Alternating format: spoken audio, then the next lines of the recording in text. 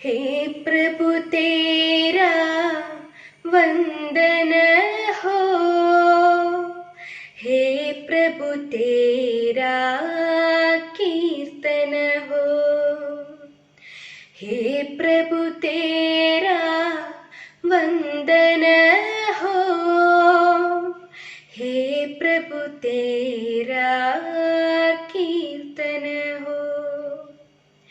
वंदन हो तेरा प्रभु जी, वंदन हो तेरा।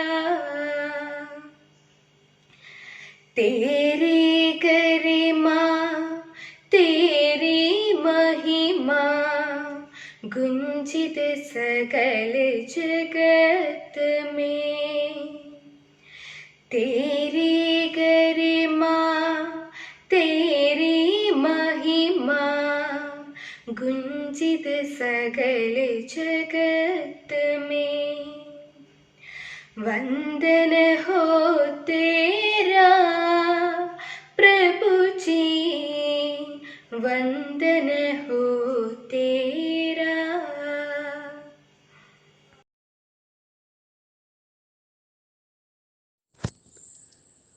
ഒരു വലിയ മഹാമാരിയുടെ ഭീഷണിക്ക് മുൻപിൽ സ്കൂളുകൾ അടച്ചുപൂട്ടുകയും കുട്ടികൾ വീട്ടകങ്ങളിലേക്ക് ഒതുങ്ങേണ്ടി വരികയും വന്നപ്പോൾ പാഠ്യേതര പ്രവർത്തനങ്ങൾക്ക് ഓൺലൈൻ സംവിധാനത്തെ ആശ്രയിക്കേണ്ടി വന്ന ഒരു സാഹചര്യമാണല്ലോ നിലവിലുള്ളത്.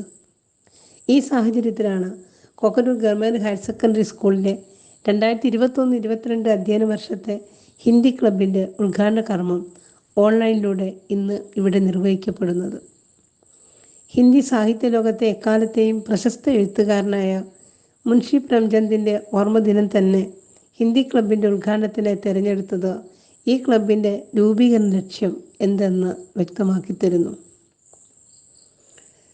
തങ്ങളുടെ വിലയേറിയ സമയത്തിൻ്റെ ഒരു ഭാഗം ഈ വിദ്യാലയത്തിന് വേണ്ടി ചെലവഴിക്കാൻ സന്നദ്ധനായ ആദരണീയായ ശ്രീമതി വിനീത മൂർക്കത്തിൻ്റെയും വിശിഷ്ടാതിഥിയായ കുമാരി റിക്കു മേരി ഡക്കയുടെയും സാന്നിധ്യം ഈ ഉദ്ഘാടന ചടങ്ങിനെ ഏറെ ധന്യമാക്കപ്പെടുന്ന ഈ നിമിഷത്തിൽ സ്നേഹാദരങ്ങളോടെ ആദരണീയായ ശ്രീമതി വിനീത മൂർക്കത്തിനെ ഇന്നത്തെ ഈ ഉദ്ഘാടന കർമ്മ നിർവഹണത്തിനായി ക്ഷണിച്ചുകൊള്ളുന്നു.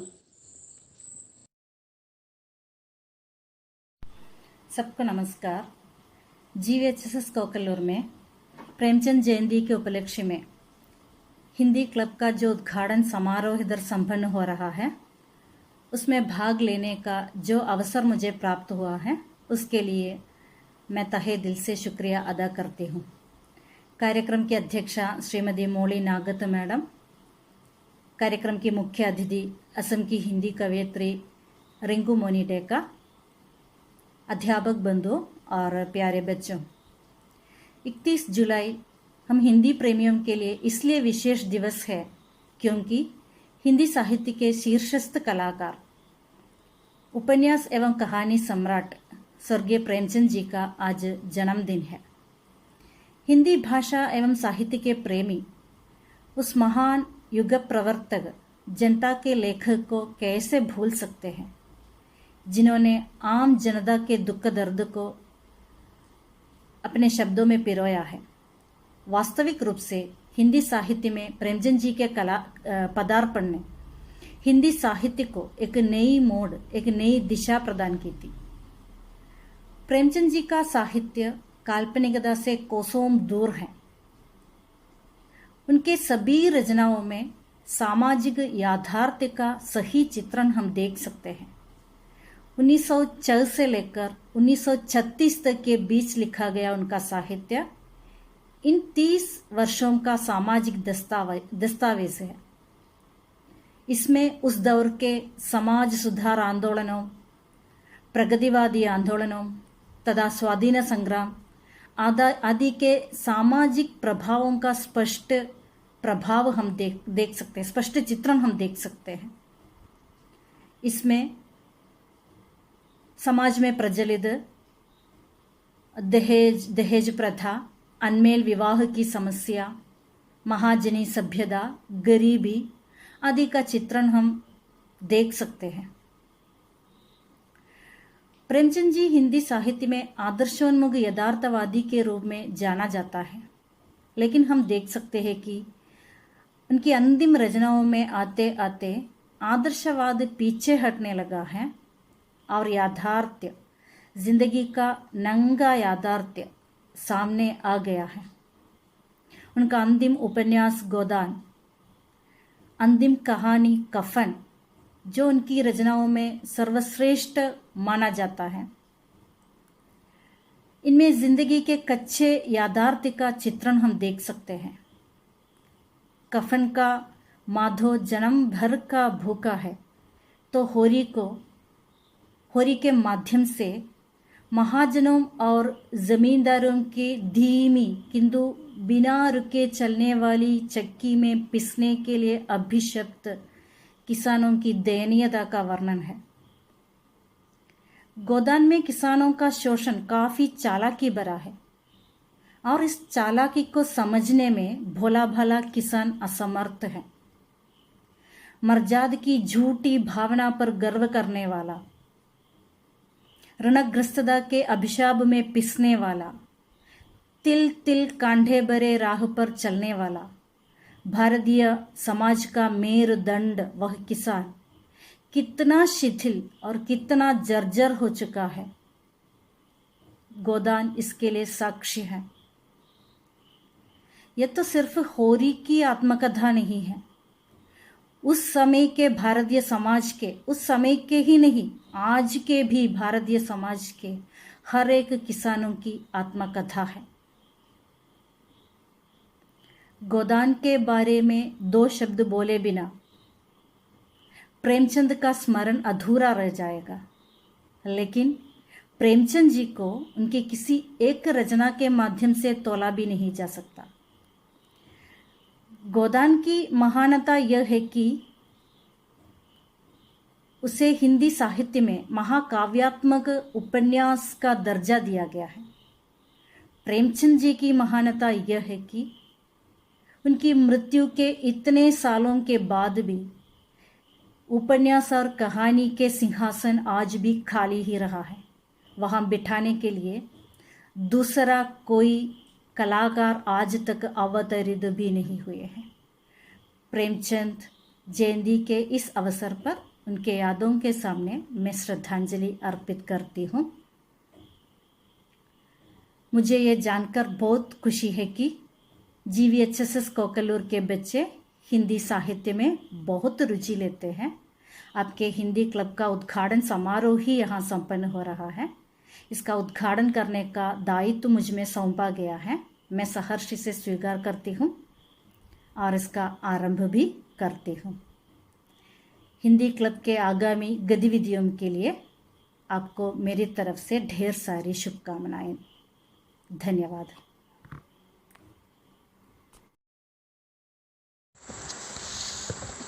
नमस्कार, आप सभी का अभिनंदन है जो भारत के विभिन्न राज्य से आज इस प्रेमचंद समारोह पर हम एकत्रित हुए हैं। कोकलतूर जो दक्षिण भारत के एक जगह का नाम है, वहाँ की जो रेखा जी हैं उन्होंने मुझे आमंत्रित किया है अतिथि के रूप में प्रेमचंद जी पर 2-4 वाक्य बोलने के लिए। सबसे पहले मैं आज के जो मुख्य अतिथि हैं श्री सत्यन जी, वहाँ की प्रधान अध्यापिका श्रीमती मोली नागर जी और भारत के विभिन्न राज्य से आए हुए सभी साहित्यकारों को अपना सादर प्रणाम कहती हूँ। आज 31 जुलाई है, मुंशी प्रेमचंद जी की जन्मतिथि है और इसी तिथि को लेते हुए हिंदी समारोह और हिंदी मंच के साथ साथ प्रेमचंद समारोह का आयोजित किया है। प्रेमचंद जी लम्ही गांव से वाराणसी से थे। वो मध्यवर्गीय परिवार से अपना ताल्लुकात रखते थे। उनकी माता का नाम आनंदी देवी था और पिता अजय बराय, जो अपने लम्ही गांव में ही डाक मुंशी के पद पे कार्य करते थे। प्रेमचंद जी के वास्तविक नाम धनपत राय श्रीवास्तव था। उन्होंने प्रारंभिक शिक्षा वहीं अपने विद्यालय में जो स्थानीय विद्यालय थे वहाँ से की है। जब वे 7 साल की उम्र के थे तो उनकी माता का देहावसान हो गया और 15 साल की उम्र में, बड़े ही छोटे उम्र में उनकी विवाह कर दी गई। 16 साल की उम्र में उनके पिता गुजर गए। तो इन्हीं कारणों से उनकी जो प्रारंभिक जीवन संघर्ष है, प्रेमचंद जी के जीवन का साहित्य की साधना और साहित्य से संबंध यहीं से शुरू होती हैं। और जो रामविलास शर्मा जी थे, उनका कहना है कि जो सौतेली माँ का व्यवहार, बचपन में शादी, फिर पंडितें और पुरोहितों का कर्मकांड, किसानों और क्लर्कों का दुखी जीवन, ये सब प्रेमचंद जी ने 16 साल की उम्र में ही देख लिया था। इसलिए उन्हें ये अनुभव, उनके जो ये अनुभव हैं, एक जो ज़बरदस्त सच्चाई, जिस सच्चाई के लिए उन्होंने अपने साहित्य की आरंभ की। प्रेमचंद जी ने अपनी स्थानीय पाठशाला से 1898 में मैट्रिक की परीक्षा उत्तीर्ण की। मैट्रिक की परीक्षा उत्तीर्ण करने के बाद उसी स्थानीय विद्यालय में वो अध्यापक के रूप में कार्य करने लगे। परंतु कार्य के साथ साथ उन्होंने अपनी जो अध्ययन कार्य थी वो उन्होंने जारी रखी और फिर उन्होंने 1910 में अंग्रेजी दर्शन शास्त्र, फारसी और इतिहास में बीए डिग्री प्राप्त की 1919 में। तो इस प्रकार उन्होंने अपनी पढ़ाई जारी रखी। उन्होंने इंटर की जो परीक्षा थी, उन्होंने इंटर की परीक्षा 1910 में ख़त्म की और 1919 में उन्होंने बीए की डिग्री भी ख़त्म की। इस तरह उन्होंने अपनी कार्य ख़त्म करने के बाद स्कूल इंस्पेक्टर के रूप में कार्य करने लगे अपने स्थानीय जो विद्यालय थे उसी पे। धीरे धीरे उस समय भारत में जो थे जो हमारे अंग्रेज़ों का बोलबाला था, हम अंग्रेज़ों द्वारा मतलब शोषित थे। इसलिए महात्मा गांधी के द्वारा जब असहयोग आंदोलन किए गए, इसी आंदोलन के द्वारा महात्मा गांधी ने ये ऐलान किया था कि सभी को सरकारी नौकरी छोड़नी होगी जो भारतीय हैं और अपने भारत के लिए कार्य करने होंगे। मुंशी जी भी इसी आंदोलन के दौरान उस आंदोलन के हिस्सा बने और उन्होंने इस आंदोलन के हिस्सा बनने के बाद 1921 में 23 जून को सरकारी नौकरी अर्थात जो स्कूल इंस्पेक्टर के पद थे वहाँ से उन्होंने त्यागपत्र दे दिए। इसके बाद उन्होंने लेखन को उन्होंने अपना व्यवसाय बना लिया। मर्यादा, माधुरी आदि पत्रिकाओं में उन्होंने संपादक के रूप में काम करना शुरू किया। और जो मुंशी प्रेमचंद जी थे, मुंशी प्रेमचंद जी को अपने जीवन काल का उपन्यास सम्राट भी कहा जाता है, क्योंकि मुंशी प्रेमचंद जी की उपन्यास जो है हमारे जीवन की सच्चाई को दर्शाती हैं, हमारे जीवन से रूबरू कराती हैं। उस समय जो थे नारी, जो स्त्रियों का पराधीनता, दहेज प्रथा आदि को लेके उन्होंने काफ़ी कुछ ऐसे उपन्यासों की रचना की थी जो उस समय के समाज को, जो हमारी समाज प्रथा कैसी थी उससे रूबरू कराती है और सच्चाई बयां करती है। इसलिए उन्हें उपन्यास सम्राट भी कहा जाता है हिंदी साहित्य के जगत में। प्रेमचंद जी ने अपने काल को इस हिंदी साहित्य में, जो हिंदी साहित्य के जगत है वहाँ प्रेमचंद जी के समय को हम मुंशी प्रेमचंद काल बोल के भी हम उसे पहचानते हैं। इस प्रकार मुंशी प्रेमचंद जी ने अपने जीवन में काफ़ी उपन्यासें लिखी, 300 से ज़्यादा कहानियाँ, हजारों के तादाद पर उन्होंने अपनी लेखन कार्य भी रखे, भाषण, संपादकीय, फिर भूमिका पत्र आदि उन्होंने रचना की।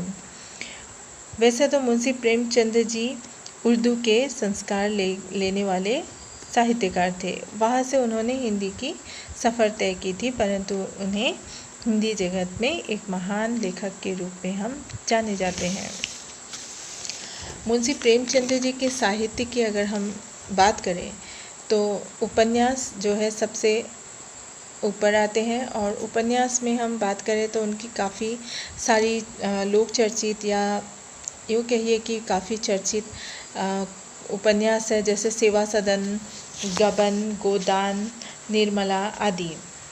सेवा सदन जो है इस ज़माने में स्त्री की जो विडंबना है उसे लेके लिखे गए थे। स्त्री की पराधीनता, फिर अनमेल विवाह, दहेज प्रथा और वेश्यावृत्ति, ये थे उस समय के काफ़ी कुछ जो समस्याएं थी समाज की, उस समस्या को दर्शाते हुए काफ़ी उपन्यास उन्होंने लिखे हैं।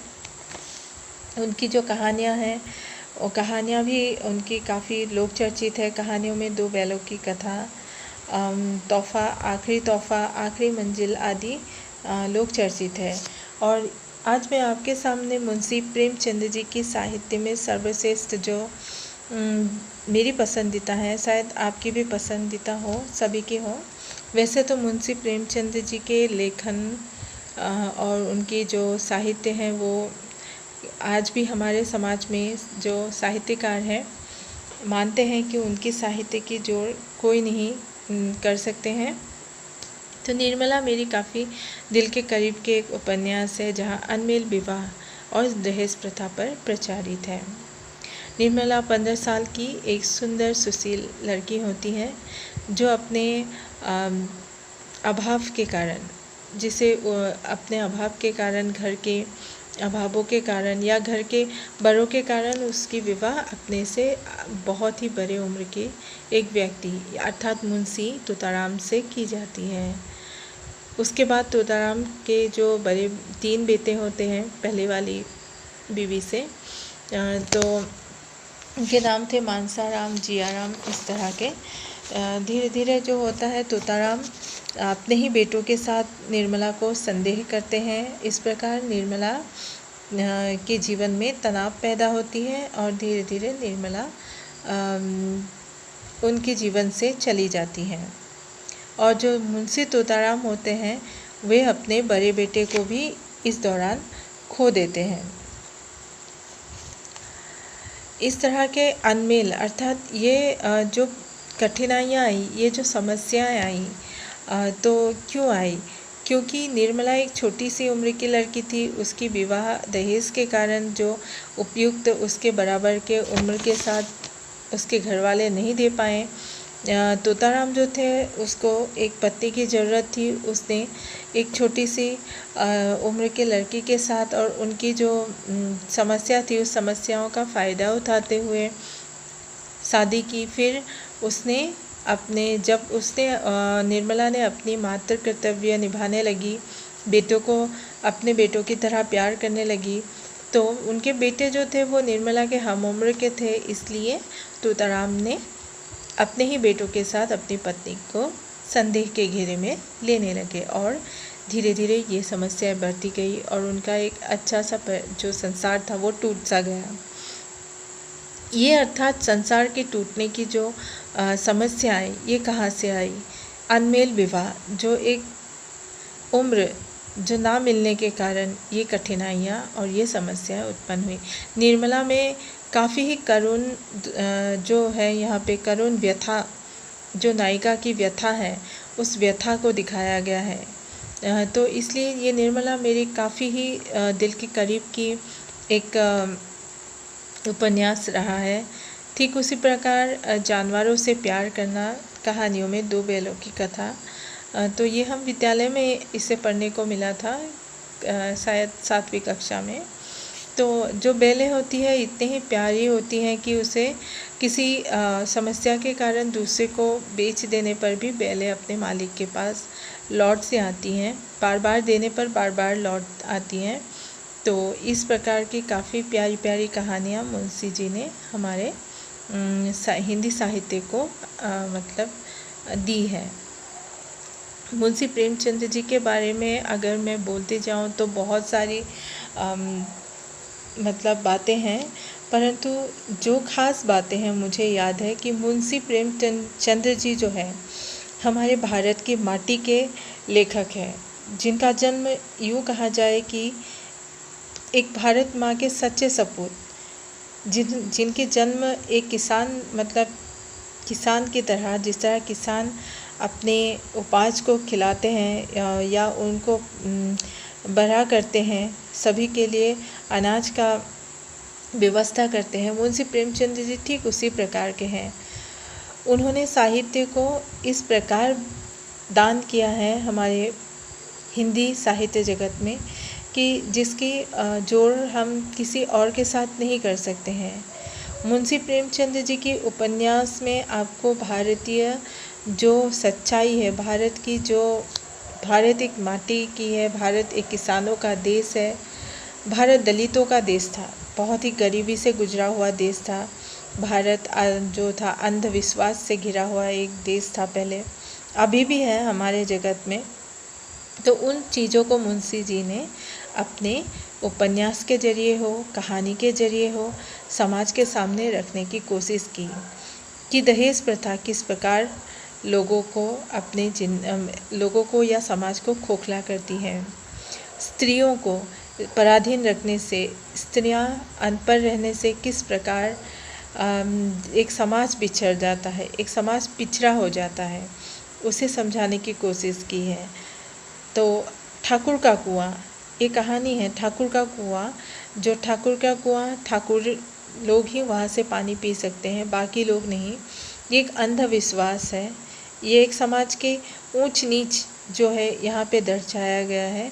तो मुंशी जी ने काफ़ी कुछ हमारे समाज में घटित घटनाओं को ही अपने भावनात्मक हो या उसे अलंकार, जो साहित्य अलंकार पहनाते हुए हो, काफ़ी ही सुंदर ढंग से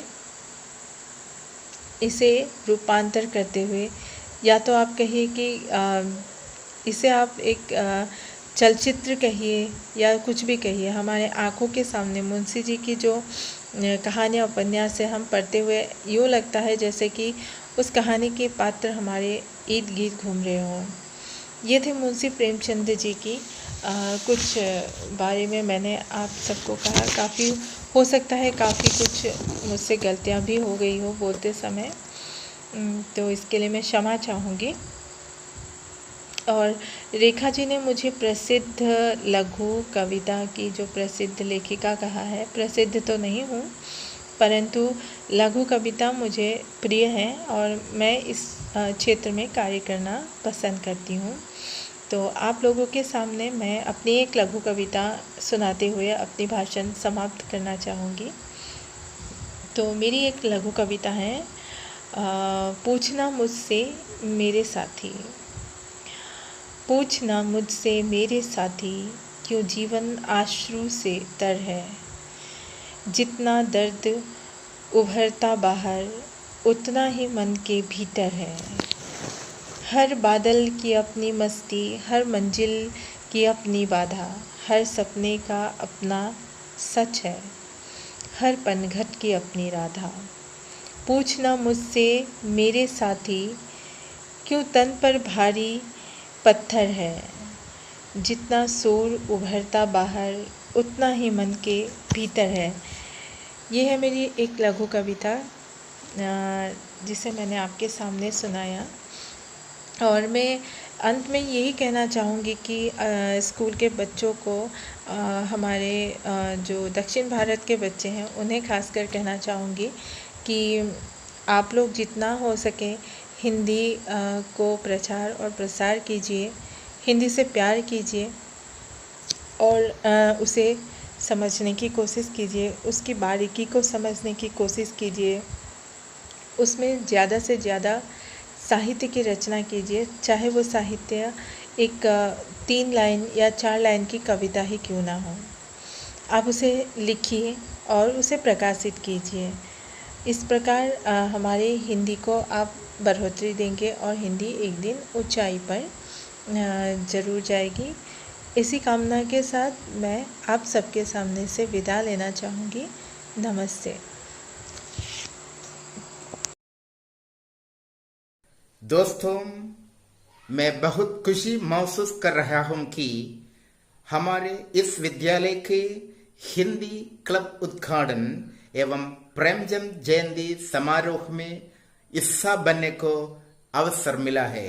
इस अवसर पर मैं तहे दिल से इस कार्यक्रम को शुभकामनाएं एवं आशीर्वाद देना चाहूंगा। इस कार्यक्रम के अध्यक्ष आदरणीय प्रधानाध्यापिका मौली नागत जी, उद्घाटिका विनीता जी, जवाहर नवोदय विद्यालय मणियोर, हमारा मुख्य अतिथि कुमारी रिकुमणि देगा, लघु कविताओं की लेखिका फ्रॉम आसाम, आप सबको तहे दिल से अपने आभार व्यक्त करना चाहूंगा। दोस्तों, हिंदी भाषा और साहित्य के बढ़ावा देने के हेतु ऐसा एक शानदार कार्यक्रम चलाने में हमारा हिंदी विभाग एकदम सफल हुए है। उनको भी इस अवसर पर अंग्रेजी विभाग की ओर से तहे दिल से आभार व्यक्त करना चाहूंगा। जय हिंदी, जय हिंद। अध्यापिका श्रीमती मौली नागत, जेएचएस कोकलूर के हिंदी क्लब का उद्घाटन करने के लिए और प्रेमचंद जयंती समारोह का उद्घाटन करने के लिए यहाँ आए हुए मणियूर जवाहर नवोदय विद्यालय की अध्यापिका श्रीमती विनीता मोरकोत, जो मेरी प्रिय सहेली भी है।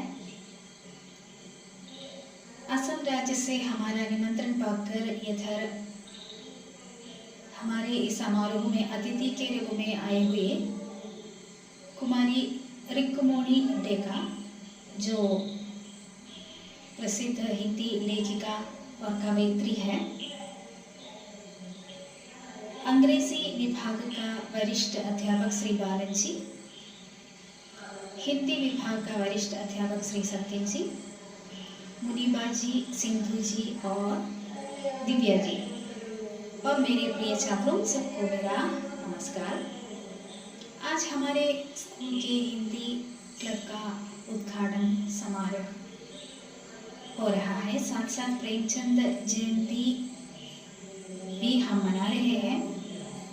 इसके लिए कई कार्यक्रम हम रखे हैं छात्रों की ओर से और अध्यापकों की ओर से। हमारे हिंदी क्लब के कई कार्यक्रम हिंदी का प्रोत्साहन बढ़ाने के लिए हम साल भर कर रहे हैं। इसके लिए सारी शुभकामनाएं देते हुए सबको मेरा नमस्कार।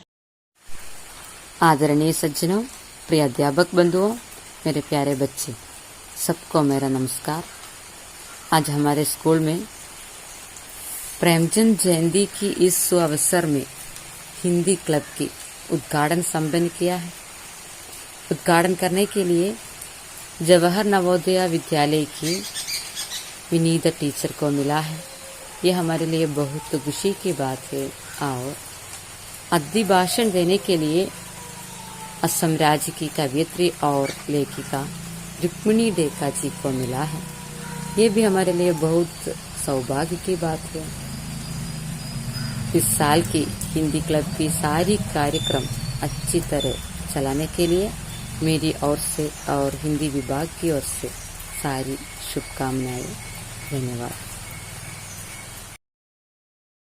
प्रेमचंद जयंती समारोह के अध्यक्ष हमारी प्रधान अध्यापिका श्रीमती मौली नागर, इस समारोह के उद्घाटक श्रीमती विनीता मोरकोत और हमारे मुख्य अतिथि हिंदी साहित्य के सुप्रसिद्ध लेखिका श्रीमती रिंकू मोनी डेका। मेरे साथियों और मेरे प्यारे बच्चों, मेरा नमस्कार।